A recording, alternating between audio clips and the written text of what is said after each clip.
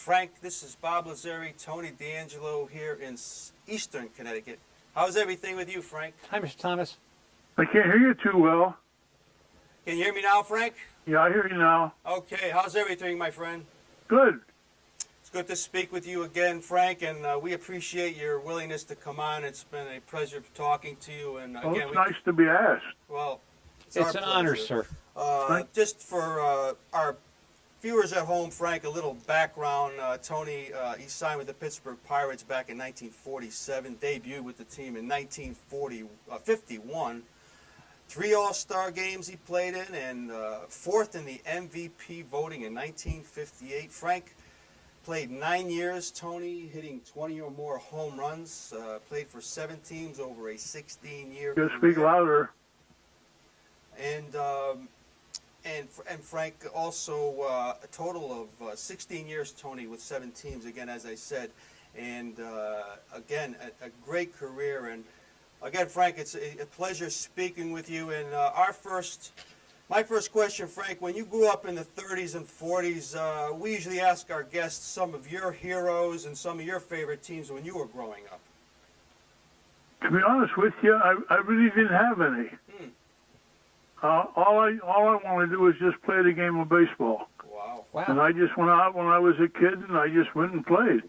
And there was a park here that I used to walk 3.5 miles on Saturday morning, and it was a big park where you can play on one end of the field, and then once they're finished down there, you can go down the other end of the field and play back with them, and then you keep going back and forth all day long, and by 9:30, I was on my way back home. Now, Mr. Thomas, when you were playing, did you really think at some point you would be a professional ball player? Absolutely. And that's and you have that Pittsburgh connection, and then in that Pittsburgh connection, when you signed and then you later came up with the Pirates, did you feel maybe a greater pressure being a local boy playing with the Pirates as opposed to someone if you were maybe not growing up in Pittsburgh? No, well, not at first. I didn't feel that way. I really didn't. Because I just love to play the game of baseball, and I loved it from when I was a kid. My mother says I never went to bed unless I had a ball and a glove in the crib with me. So I guess I was destined. You were destined, Frank, and again, find yourself with the Pirates, 1951. 52, you played on arguably one of the worst teams of all time, Frank. That was a tough year, but it all came together for you in 53. Right. You started putting up some great numbers, but I just wanted to get your opinion. What was it like, Frank, starting your career with a not-so-good team, and maybe tell our viewers what it was like playing in the old Forbes Field? Well, to be honest with you, if you check my career, Bob, there wasn't too many teams that I played that were good. We were going to mention that later, but never made it to the postseason. But well, it was just, and maybe that's the reason why, I did so well, because I knew that this is what the team was like, and like Fred Haney says to me whenever he was the manager. And he said to Braz Rickey, he says, we take this kid to spring training every year. He hits 10 or 11 home runs. We bring him north. We don't play him. He said, I want to see what this kid can do. And that, he says, we can only go one way. He said, we can only go up. And it's like taking a blanket off and sending you out to pasture. Now, if you don't do the job, you have nobody to blame but yourself. And it so happened that I did the job, where I hit 30 home runs and drove 102 runs as a first-year man. That's true. That was 1950. That's just still a record. You know that. Yeah, 1953, Frank's first real shot at the big leagues, Tony, 30, 102, 255. Again, and these were not good teams. It's not a good team. He was playing on, and then, of course, he would go on to be an all-star the next 2 years after that. But again, All-Star in 1954 and 55, Tony. And Frank, you get to play with Hall of Famers like Mazeroski and a youngster, Tony, named Roberto Clemente. Right. Absolutely. Clemente in 56, Frank, I think that was his first year. Did he show signs at that time, Frank, that he would be a 3,000 hit guy who could do it all? Well, to be honest with you, you could see the potential was there. Yeah. And it was just somebody to bring it out of him. And, he had the language barrier, number one. And, he traveled by himself. He had to have a guy to go with him to speak English for him and stuff like that. But he made himself learn how to speak English, and he did very well. And he was a super ball player. Yeah, and as we go along, Tony, we'll talk about other amazing amount of Hall of Famers that Frank had the privilege of playing for. Tony, question for Frank Thomas. And Mr. Thomas, I look at that early Pirate team, and I'm thinking how fortunate you were. You had Ralph Kiner as a teammate, and you had Joe Garagiola as a teammate. You had some incredible characters. Danny Murtaugh you played with, and a couple of recollections of these guys. I mean, they were such a great part of my growing up. You mean as far as... Oh, what they were like to play with, and maybe some stories you have that you can tell us. I didn't play very much with Kiner because they traded him in between a doubleheader to the Cubs. Right. Okay? Wow. But I can remember my first year. First game was against the Cubs, and well, actually, it wasn't against the Cubs because I hit my first home runs off Dave Coslow with the Giants. But the first game I played against the Cubs, okay, I played center field because I come up as a center fielder. I had a great arm, and ball was hitting left center, and Kiner said, "Go get it, kids." So that's the and I picked up his bat, the swing, the hit, and he told me, he says, "Son," he says, "you don't take a regular's bat. Wow. Get your own bat." Yeah, and you listen. But he was a great guy. I mean, I became pretty good friends with him when he announced the games for the Mets, and we became pretty good friends. And some of his teammates, Tony, in Pittsburgh, you mentioned a few, but just looking down the list, Garagiola, Dick Grote, Bob Friend, who we've talked about on the show, Elroy Face, Vernon Law, Bill Verdon. Yes. Verdon, very good center fielder. Very good center fielder. Back in the day. And Ted Klaczewski. Yeah. For a couple teams. But and Frank, that 58 season, Frank, is when it really all came together. Now, 35 home runs, you drove in well over 100 runs. Now, fourth in the MVP voting behind guys named Aaron, Mays, and Banks. You had to be very proud of yourself, and that was one of the greatest years, that you put together, obviously. But my goodness, it all came together in 58 for you. Yeah, that's in good company when you're playing with them. And then the All-Star game. Sure is. I mean, I relish the All-Star game more than the other two. Wow. Because, number one, the fans didn't vote for the players on that team. Right. The players voted for the players, and when you're voted in by your peers, that means something to you. Yeah, and that's well said, Tony. And I think we talk about it right all the now, time. Yes, we do. A lot like that. And then Frank is traded, Tony, to Cincinnati for guys like Smokey Burgess, Harvey Haddix, Don Hoke. Cincinnati, you get to play a little bit, Frank, with Frank Robinson, Vada Pinson, Don Newcomb. Tony was on this. Right. But the 1 year in Cincinnati, Frank, that had to be Crosley Field. Memories of that? Well, number one, I was traded after the 58 season with a bad hand. No one would believe me. Okay, and you're going to laugh when I tell you this. The team doctor was a gynecologist. He operated on my thumb in his office. Wow. Okay? And if I would have known then what I know now, I would have sued the ball club. I would have sued Joe L. Brown. And I might have been a multimillionaire, probably not playing another game of baseball. But kids get hurt today, they send them to an orthopedic man. Oh, absolutely. Yeah. Okay? And, they didn't do that. And I didn't know any difference. I mean, I'm going where they send me. Right. So in November, he operated on the thumb. I'm sitting in his office, and I asked him, I said, what was it? He said, little pieces of mice. And, I mean, what do I know about that? Yeah. And about a month and a half later, I says, Doc, you didn't get what was in there because it's still sore. He said, don't worry about it. It's going to heal. Well, it never did heal. Boy. Okay, and at that particular time, I went over to Europe, and before I left, I said to Joe Brown, if you're going to trade me, and I know you always said, because I played for you in New Orleans, you said you'd trade your mother if you get a good deal. But let me know first so I know how to handle the media. Okay, 7 o'clock in the morning on January 29th, I'm in Germany with Joe Gradiola, Nestor Shylock, Early Wynn, putting on a clinic for the Air Force. And the phone rings at 7 o'clock in the morning, like I said. Frank Thomas, yes? How do you feel about being traded? Who was I traded to? For whom? And I'm burning. And Joe Gradiola was my roommate, and he said, put your hand over the phone. Don't burn your bridges behind you. Very, very good advice. But I was really burning because Joe Brown didn't even call me and let me know.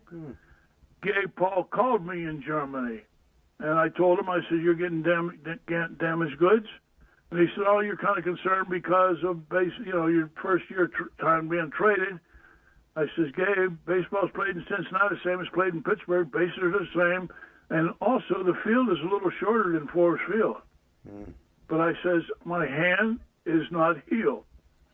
Okay, so I said, I'll talk to you when I get home. So I went to him after I got home, and he wanted to sign me. And I said, Gabe, I don't know whether you want me to sign with a bad hand, unless you send me to the doctor and let them look at it. And he said, no. I said, you'll be okay. And I said, well, you know what I asked Pittsburgh for. If you think I'm being unfair? He said, no, you had a great year. He said, but if I'm going to give you what you want, then you're going to have to own up to that. And I said, well, I don't know whether I'm going to be able to. And that was the extent of my conversation. I signed it. I signed the contract. And that year, okay, and I don't know whether you've ever saw the movie The Lost Weekend. I had a lost year. Yeah. Then after the 59 season, the Cubs were interested in me. But they sent me to the orthopedic man, Dr. I forget what his name was, but he practiced here in Pittsburgh at one time.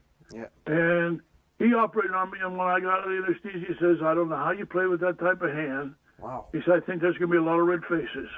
And the numbers... He says, you had tumors growing around your nerve. Oof. And that's what was bothering The you. numbers back it up, Tony. I mean, he went from 12 home runs, almost doubled it with the Cubs in 1960 there. RBIs went up, and and then you get traded till you spent a part of 61. You get traded again, Frank, to Milwaukee. But that's May 7th. Wow. I'm second to Banks in home runs, and I can't play on that ball club. Yeah, and ended up with Chicago and Milwaukee hitting 27 home runs, driving in 73 runs, 281 that year. Right. And that was a good year, 61 for you. And again, you play with guys, Torrey, Adcock, Matthews. These were some heavy hitters, Tony. Aaron Spahn, I can go on and on. But we set a record that year. What's the first time it was ever done in baseball? And what was that, Frank? 4 home runs in succession in one inning. Wow. By 4 different players. On June the 8th in Cincinnati. Wow. Matthews hit the first one off Maloney. Aaron hit the second one off Maloney. Good pitcher. The brother Marshall Bridges had pitched Adcock. He hit the third one. I hit the fourth one. Isn't that something? It's been done 7 times since, but that was the first time it was ever done in organized baseball. First time, yeah. Wow. That is great stuff right there. And then, of course, Tony, what brings us to 1962 in the Mets. Tony, question. How did that feel, Mr. Thomas, when it was you're going to go to New York and play for the Mets? What were you thinking at that moment? I thought I was going to make a lot of money with endorsements, but that didn't happen. Well, they lied to me, John McHale, okay, in June with Milwaukee, took me up to his office. He said, I want to sign you for next year. I looked at him and I laughed at him. I said, John, you're going to be kidding me. I said, this is June. I might go bad, you'll be sorry. I might go good, and I'll be sorry. I said, but I'll sign before I go home. September, he calls me up before the season's over. Said, we want to sign you. And I said, okay. But before we do anything, I want to ask you one question. What are your intentions for me come 1962? He said, you're going to be our left fielder. I said, I'll tell you what. I can't be any more fair than this. You bring out whatever contract you want me to sign, and I will sign it. But if you have intentions of trading me, please don't let me sign. Let me dicker with the club that I'm going to go to. That was in September. November, my wife called. I was up hunting. She said, you just got sold to the Mets. Wow.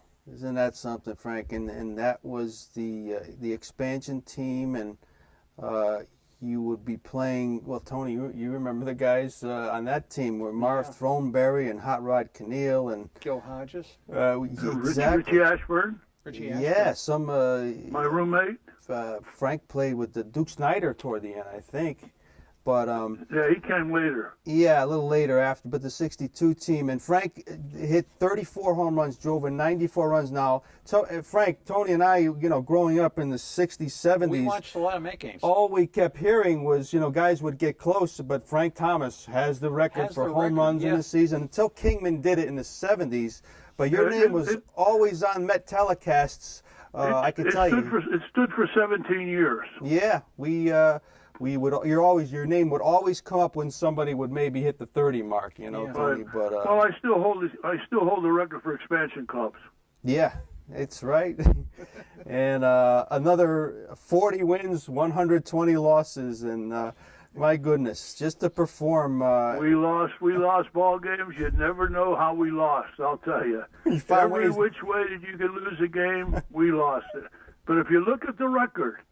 We lost 51 games by 1 run in the 7th, 8th, and 9th innings. Wow. Mm-hmm. Yeah, that's... If we had closers like they have today, we'd have been right in there.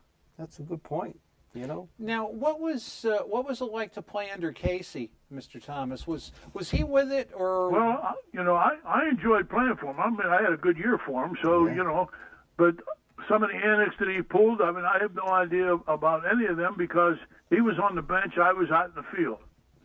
But I know one story that I was hitting, and in August 1st, 2nd, and 3rd, I hit 6 home runs in 3 consecutive games. But the first game was against Philadelphia, and I hit 1 home run, and then I hit the second one. And as I come into the dugout, I had these glasses on that you put on that it makes the field look like it's daylight. Okay, they're yellow lenses on them. Mm-hmm. I don't know whether you've ever seen them or not, but they make it look like it's daylight. And as I come into the dugout, Casey says, "Where'd you get those glasses?" I said, "The trainer." He says, "Order a gross of them for the rest of the ball club." But then I was hitting one day, okay, and they had 2 signs, one on the right field foul line and one on the left field foul line, with a boat. If you hit the sign on the fly, you get 5 points. If you hit it on the bounce, you get 3 points. If you hit it on the ground, it's 2 points. Okay, and at the end of the year, you would win the boat. Okay, so this one time I swung, and the ball went foul, and I hear Casey says, "If you want to be if you join the Navy," he said, "if you want to be on a boat." Sounds like Casey. Oh, yeah. But he forgot, I always said he forgot more baseball than I'll ever know. He was a great man. Very good baseball. That's for sure. And Tony would play 62, 63, part of 64 with the Mets. And then find yourself in Philadelphia. Frank, I guess 64, that was Connie Mack Stadium, right, yeah. Tony? 64. And that was the year of quote unquote the great collapse, Mr. Thomas. Yeah, I broke my thumb in September, and it cost the Phillies the pennant. Wow. Because I was red hot. Yeah, I was hitting home runs in the late inning to win ball games, and we had an off day, and we had to play a makeup game against the Dodgers, and I dove back. I was on second base in a pickup play, and I dove back to the bag, and my hand went underneath the bag and hit the pin where the bag, stuck in, and it was like a boxer's break. I did that in the second inning. Between innings, I would come in and put my hand in a bucket of ice, and I hit 2 more hits with a broken thumb, okay, by doing that.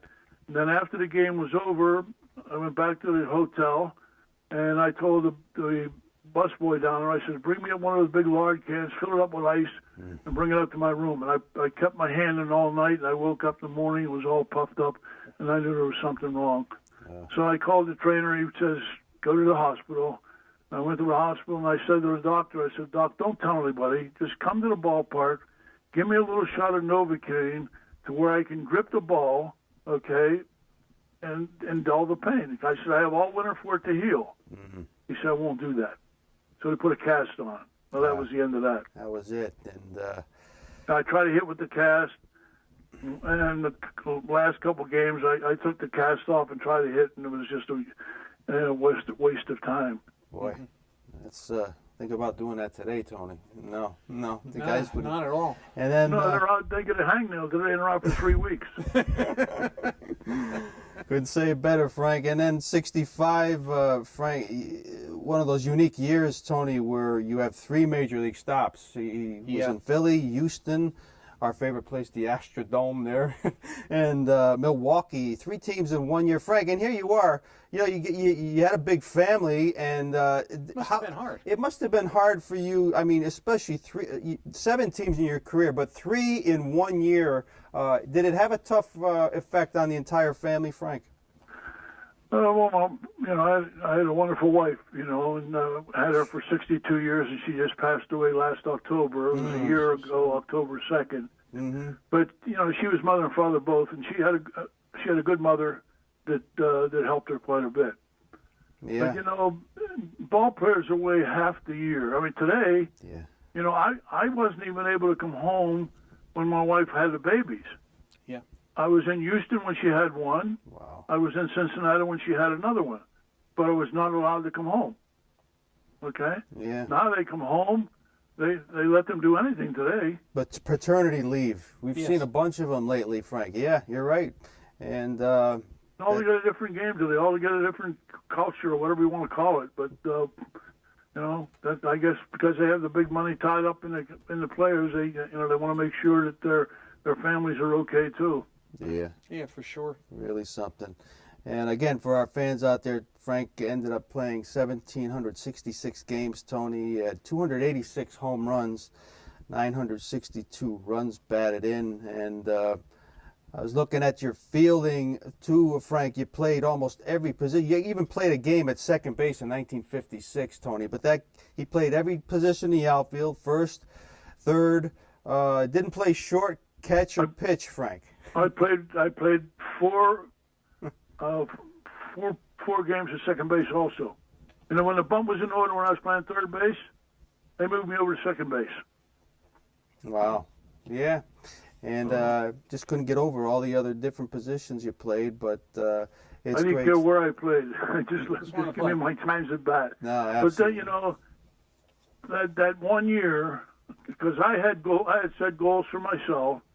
I said when I play in the major leagues, I said I want to at least hit 300 home runs, and I want to at least drive in 1,000 runs. Okay, that was the goals that I set. And that 1 year in Cincinnati eliminated that for me. Absolutely. Just a couple of injuries because you were so close to both marks. They would have definitely been easily reachable. For I mean, if I would have played in a different ballpark than Forest Field, I would have reached that goal very easily. Very easily, very easily. And Tony, we have a couple minutes more left with Frank. And Mr. Thomas, what was your career when you left baseball? Pardon me? What did you do when you left baseball? I worked for a business school. I went around to high schools and talked education to kids. I told them, don't make the same mistake as I did, get an education. I said, because even if you play till you're 37 years old, and you're lucky if you can play that long, because most of the players don't play past that. Right. Okay, because it's a kid's game.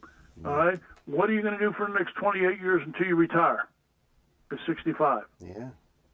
You know, but kids don't realize that. I mean, the kids today, the players of today, they're making so much money they don't have to worry.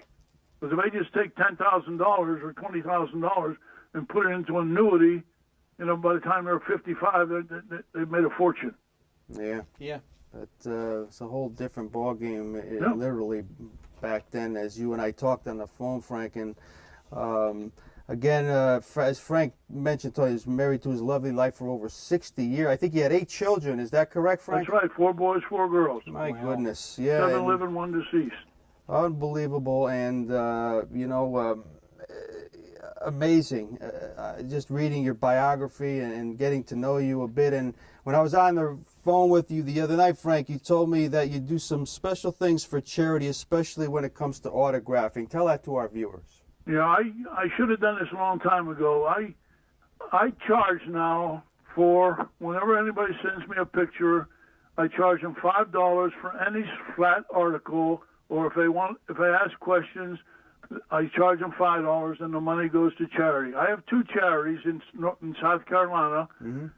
One is Happy Days and Special Times, a loving answer for children with cancer, Mm-hmm. and the other one is Courageous Kids, KIDZ, a safe haven for children with cancer. I've been with these kids. I've helped them. I played a softball game with them, helped them swing the bat to hit the ball, picked them up, carried them around the bases, big smiles on their faces, which to me was very, very rewarding. But what made me do this was one of the nurses asked me if we would go to Dempsey, who was at Center for Buffalo, asked us if we would go to the hospital and visit a couple of kids. And I said, well, I'm more than happy to. So one of them that's come back from Disney, 17 years old, he's on his deathbed, and the nurse says, you were just in Disney, you just came back. What did you like the most? And he said, the girls. Mm-hmm. Okay. And then he said, would you go down the hall about 3 doors down and talk to a little girl down there? And I said, okay, we went down. So I poked my head in, and she was cutting out these little dolls like the little girls usually do. And I said, you're doing that so when your mother comes, you'll be able to show her what you're doing, what you did. And she said, my mother can't come. She has to stay home with the other kids. That brought tears to my eyes. And from that day on, I said, this is what I'm going to do. And I told the lady who was in charge that this is what I'm going to do. I'm going to charge for the autographs, and you'll get the money. Isn't that something, Tony? Isn't that nice? And they brought a tear to my eye when I was talking to Frank, but if that's called giving back, and it's all this refreshing. stuff is on my website, Bob. I have it right here, Frank. I'm going to give it out. It's In other words, if anybody's interested, I have pictures of the 4 of us that hit the home runs Yeah. in succession. Yep. That's a collector's item.